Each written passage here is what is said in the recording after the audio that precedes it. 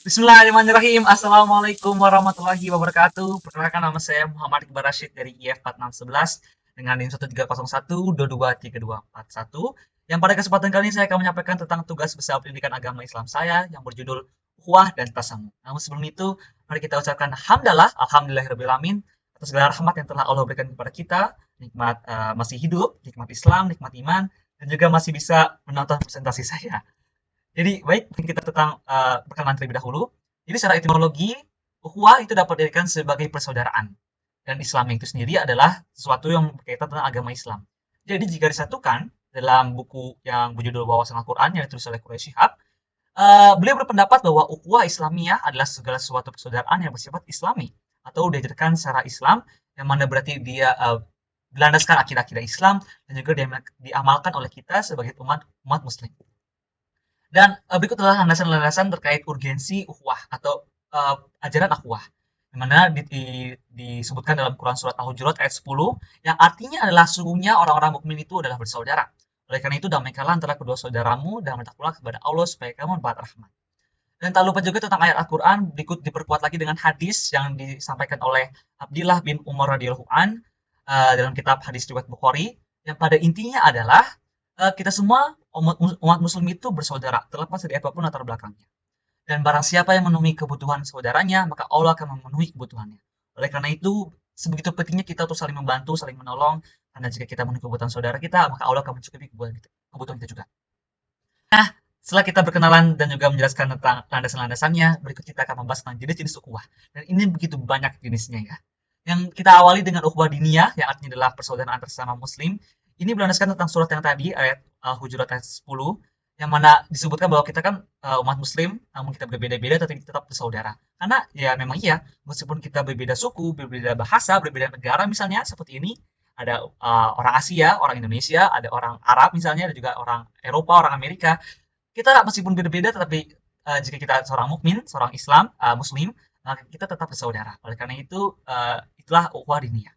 Dan ada juga sebuah persaudaraan antar kebangsaan yang disebut wataniyah, yang mana walaupun kita berbeda agama, tapi kita tetap bisa bersaudara karena kita dalam satu bangsa.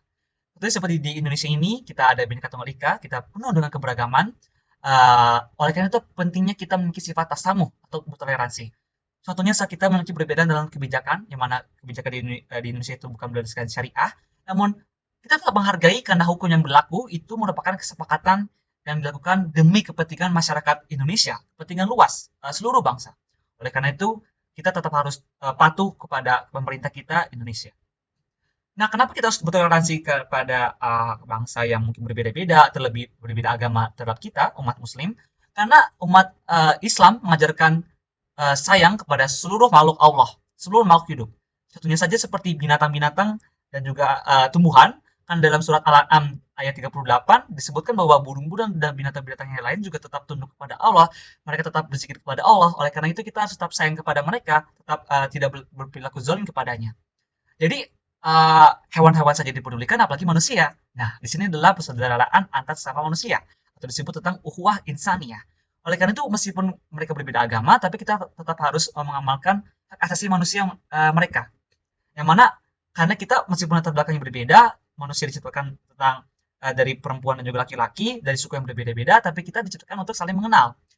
Dan meskipun begitu kita tetap bersumber dari orang tua yang sama, yaitu Adam dan Hawa.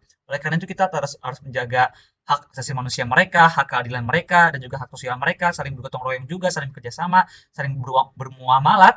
Itulah salah satu hak yang harus kita tetap amalkan. Meskipun ya ada perbedaan juga, ada ini ya porsinya ya masing-masing. Nah, berikut adalah kesimpulan dari materi ukhuwah yang saya sampaikan. Yang pertama adalah Islam adalah agama yang mengajarkan tentang perdamaian dan persaudaraan atas semua makhluk Allah, sesuai porsinya. Dan juga ukhuwah itu tujuan utamanya adalah untuk mempersatukan kita, untuk menguatkan dan juga untuk memberikan kasih sayang.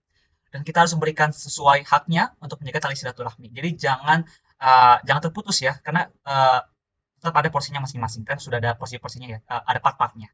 Dan kita di dunia yang penuh dengan keberagaman ini kita harus bersikap tasamuh atau bertoleransi. Dan untuk menjaga ukhuwah ini kita harus menjauhkan dari sifat ghibah atau membicarakan orang lain, najasatsu mencari keburukan orang lain, dan juga ada suuzon yaitu berprasangka buruk. Baik, mungkin cukup sekian materi yang bisa saya sampaikan. Kurang lebihnya mohon maaf. Wassalamualaikum warahmatullahi wabarakatuh. Wabillahi taufiq wa hidayah. Wassalamualaikum warahmatullahi wabarakatuh. Terima kasih.